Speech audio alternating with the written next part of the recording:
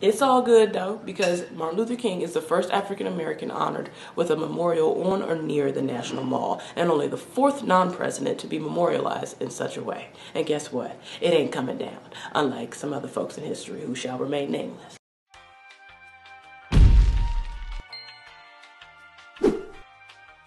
What's up, everyone? Good to see you again, and happy Martin Luther King Jr. Day. You've probably seen a lot of his quotes floating around social media over the weekend.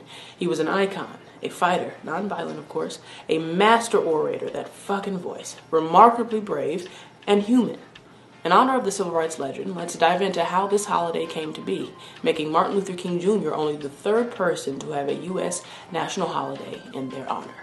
After Martin Luther King's death in 1968, Congressman John Conyers of Michigan and Senator Edward Brooke of Massachusetts introduced a congressional bill aiming to make King's birthday a national holiday.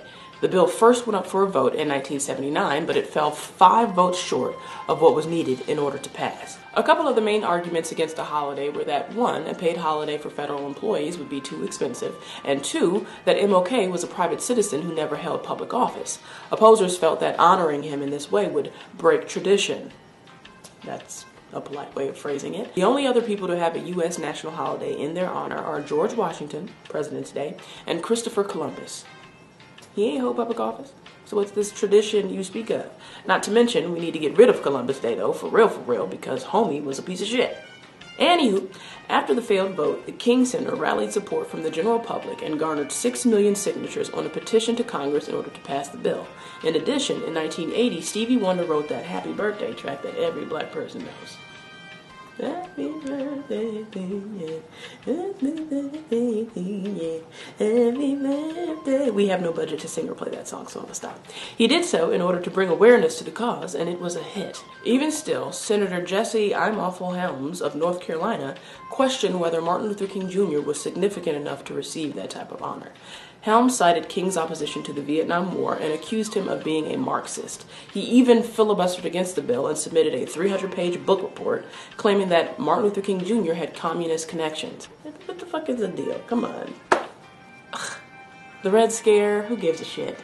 Despite all that bullshit, on August 2nd, 1983, the House voted 338 to 90 in favor of an updated bill. On October 19th, the bill also passed in the Senate with a 78 to 22 vote. Finally, on November 2nd, 1983, Ronald Reagan signed it into law, even though he previously opposed it, because of course he did.